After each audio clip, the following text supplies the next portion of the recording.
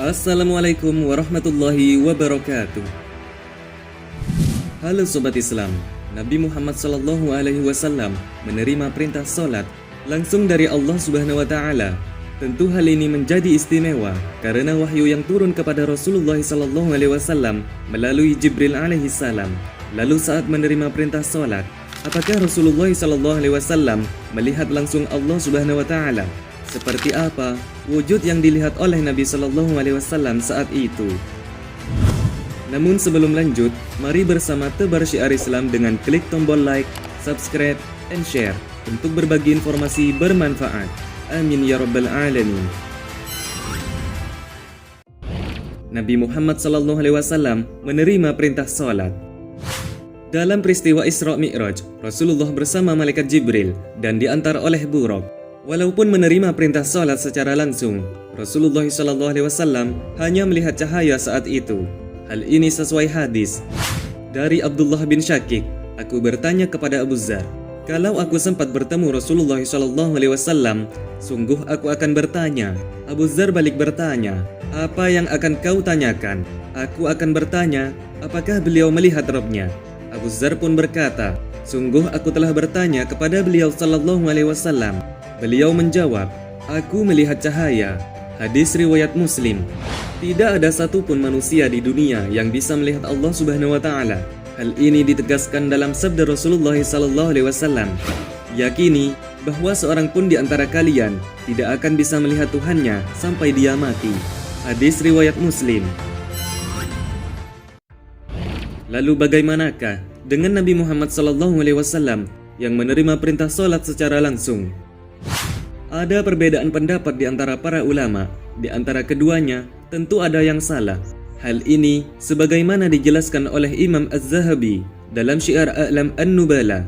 Beliau berkata, kita tidak boleh bersikap keras terhadap orang yang berpendapat Nabi SAW melihat Allah di dunia, maupun yang berpendapat sebaliknya.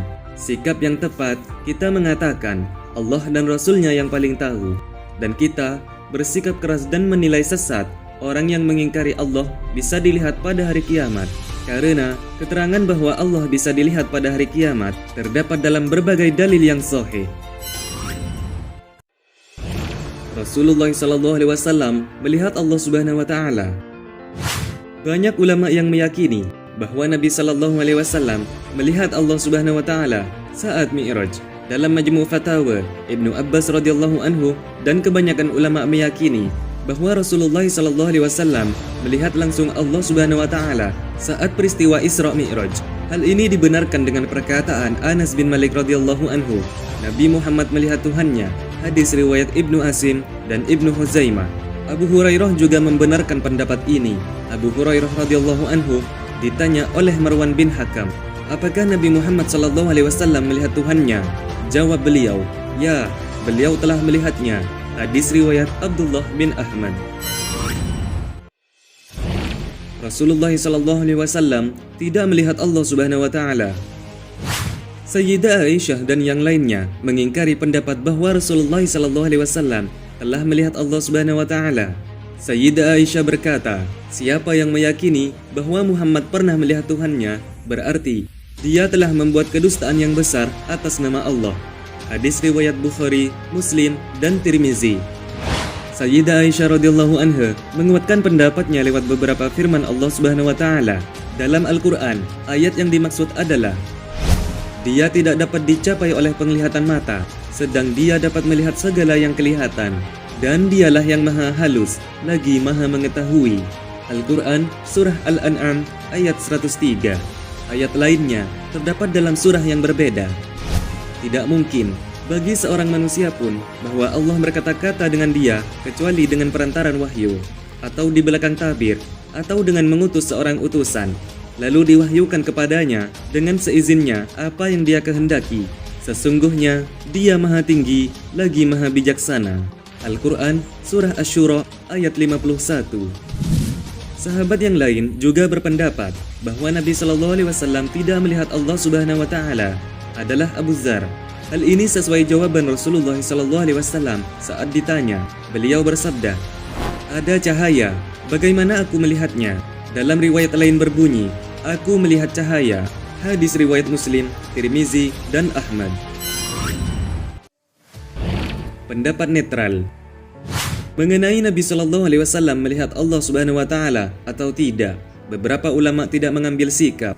Salah satunya adalah seorang tabi'in, murid Ibnu Abbas. Beliau bernama Sa'id bin Jubair. Ia berkata, "Saya tidak berpendapat Nabi melihat Allah, tidak pula berpendapat beliau tidak melihat Allah." Hadis riwayat Abu Ya'la. Dalam kitab Asy-Syifa, salah satu ulama Syafi'i, Al-Qadiyyat, mengatakan bahwa sebagian gurunya tidak ambil bagian dari perselisihan ini. Mereka mengatakan tidak ada dalil yang tegas dalam hal ini, meskipun secara logika itu memungkinkan untuk terjadi. Tak ada hadis tegas yang menyatakan bahwa Rasulullah SAW melihat Allah Subhanahu Wa Taala secara langsung dengan mata beliau sendiri. Namun terdapat dalil yang menunjukkan bahwa beliau tidak melihatnya secara langsung. Dari Abu Musa Al-Asy'ari radhiyallahu anhu bahwa Rasulullah SAW pernah berkhutbah menyampaikan 5 kalimat. Sesungguhnya Allah tidak tidur dan tidak layak Allah disifati dengan tidur. Dia yang menarik turunkan timbangan, amalan malam hari dilaporkan kepadanya sebelum datang amalan siang, dan amalan siang hari dilaporkan kepadanya sebelum datang amalan malam. Hijabnya adalah cahaya. Andaikan Allah menyingkap cahaya itu, tentu subuhat atau pancaran wajahnya akan membakar makhluknya sejauh pandangannya. Hadis riwayat Ahmad dan Muslim.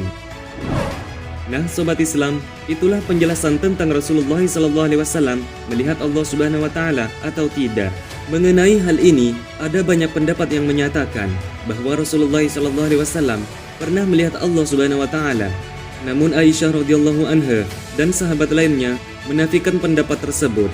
Lalu sebagian ulama tidak ambil bagian dalam perbedaan pendapat itu. Yang dilihat pasti saat Rasulullah SAW adalah malaikat Jibril. Hal ini sesuai firman Allah Subhanahu Wa Taala. Muhammad melihat Jibril ketika Sidratul Muntaha diliputi oleh sesuatu yang meliputinya. Al-Quran Surah An-Najm ayat 16. Wallahu a'lamu bis-shawab. Sobat Islam, jangan lupa berbagi informasi dengan share video ini, karena sebaik-baik manusia adalah yang paling bermanfaat bagi manusia. Wassalamualaikum warahmatullahi wabarakatuh.